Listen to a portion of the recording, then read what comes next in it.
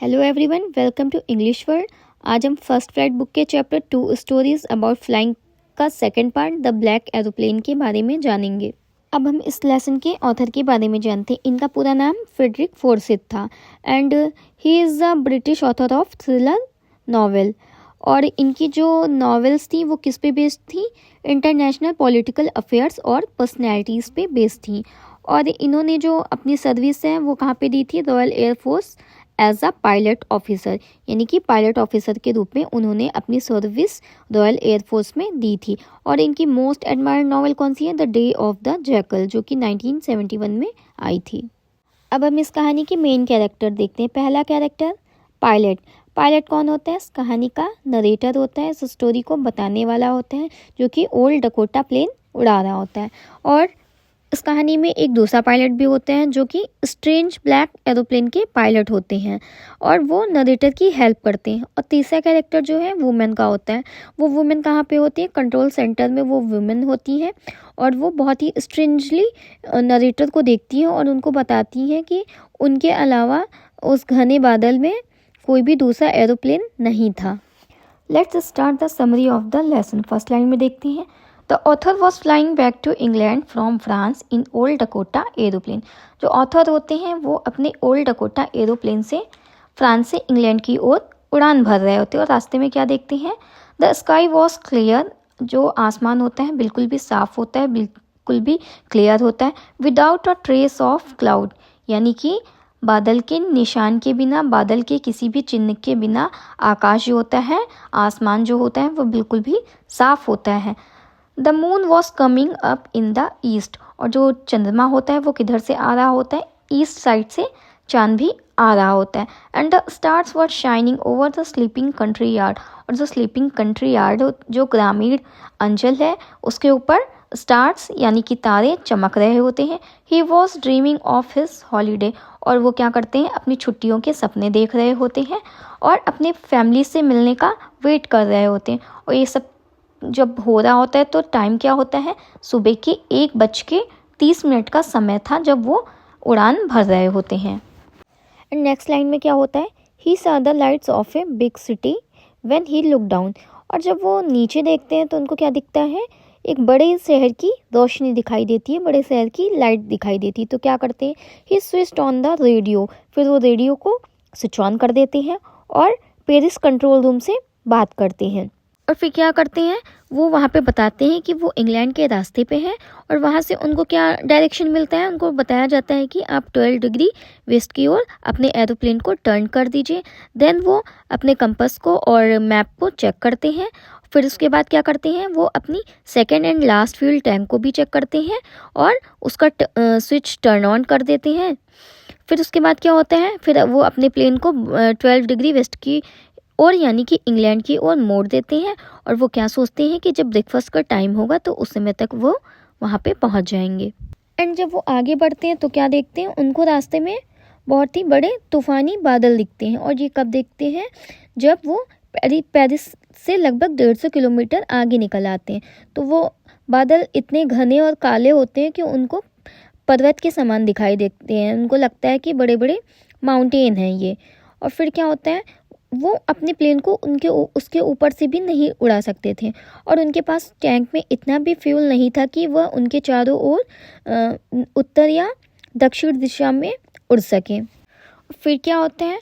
वो क्या सोचते हैं कि इन बादलों के बीच में से तो जाना ही पड़ेगा मुझे। फिर वो डिसाइड करते हैं कि इन बादलों के बीच में से जाकर खतरा उठाकर मुझे अब उड़ना चाहिए। फिर जैसे जैसे वो आगे बढ़ते हैं तो क्या देखते हैं? बादल के अंदर हर चीज़ जो होती है बहुत ही काली दिखाई देती है, यानी कि बहुत ही अंधेरा उनको दिखाई देता है। और जब वो प्लेन के बाहर देखते हैं तब उनको कुछ भी नज़र नहीं आ रहा होता। फिर अचानक से क्या होता है? अचानक से वो देखते हैं कि एक प्लेन आता है जो कि हवा में कूदता है और लहराता है, यानी कि अचानक से कोई प्लेन कहीं से आ जाता है उनके सामने।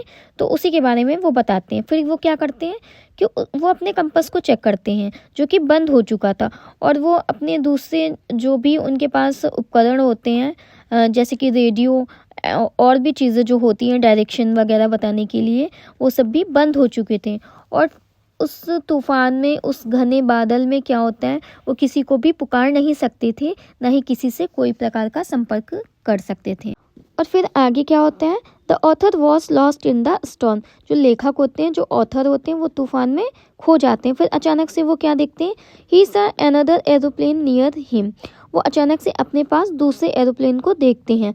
फिर उसमें क्या होता है, it had no lights on its wings. और जो उसके विंग्स होते हैं उसमें कोई भी लाइट नहीं होती है, लेकिन वो जो एरोप्लेन होता है वो उनके आगे उड़ रहा होता है। फिर उस एरोप्लेन को जो भी पायलट उड़ा रहे होते हैं वो उनको हाथ उठा के इशारा करते हैं और क्या बोलते हैं कि मुझे फॉलो करो।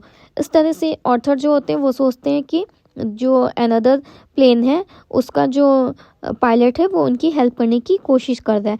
फिर क्या होता है, चालक ने धीरे से अपने यान को उत्तर दिशा की ओर मोड़ा।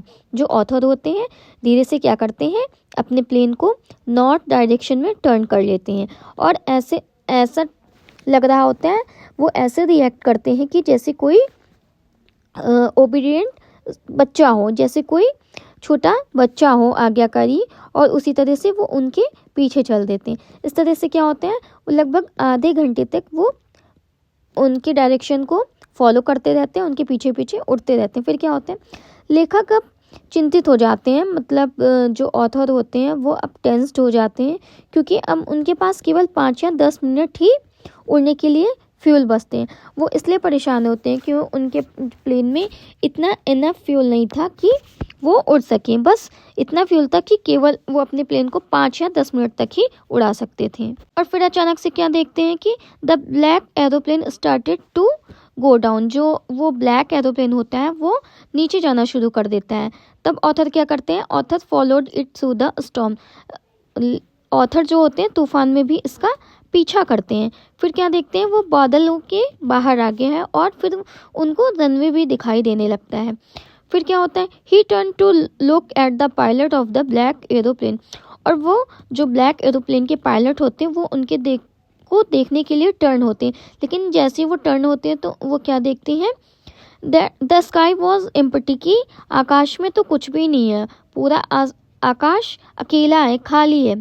और the black aeroplane had disappeared. और वो जो ब्लैक एरोप्लेन था वो क्या था, डिसअपीयर्ड हो चुका था, वो अचानक से गायब हो चुका था।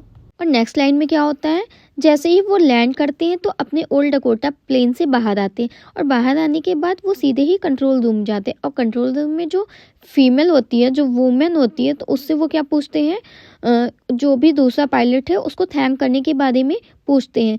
लेकिन वो जो औरत होती है वो उसको बहुत ही सरप्राइज से देखती है और उनके ऊपर हंसने लगती है। वो उनको बताती है कि उस तूफान में उनके प्लेन के अलावा वहाँ पे कोई भी नहीं था। क्योंकि वो ऐसा क्यों बताती है, क्योंकि वो राडार में देखती है। वो क्या बताती है कि मैंने तो किसी को भी नहीं देखा। इस बात पे जो ऑथर होते हैं वो बहुत ही ज़्यादा हैरान हो जाते हैं और ये सोचते हुए चले जाते हैं कि वो कौन था जिसने कंपास, रेडियो एंड टैंक में फ्यूल होने के बाद भी मुझे मेरी हेल्प की और मुझे सेफली मेरी जगह पे पहुंचाया। और इस तरह से ये कहानी यहाँ पे ख़त्म होती है। और इस तरह से इस कहानी में हमें क्या पता चलता है कि हमें कभी भी जीवन में निराश नहीं होना चाहिए। परिस्थितियाँ कैसी भी हो, हमें अपनी आशा को, अपने धैर्य को बनाए रखना चाहिए। Thanks for watching. अगर आपको वीडियो अच्छी लगी हो तो प्लीज़ मेरे चैनल को लाइक करें, सब्सक्राइब करें एंड डू कमेंट। और आपको इस लेसन की समरी या इम्पॉर्टेंट की पॉइंट्स की PDF चाहिए तो आप मेरे टेलीग्राम चैनल को भी ज्वाइन कर सकती हैं, जिसकी लिंक डिस्क्रिप्शन में है।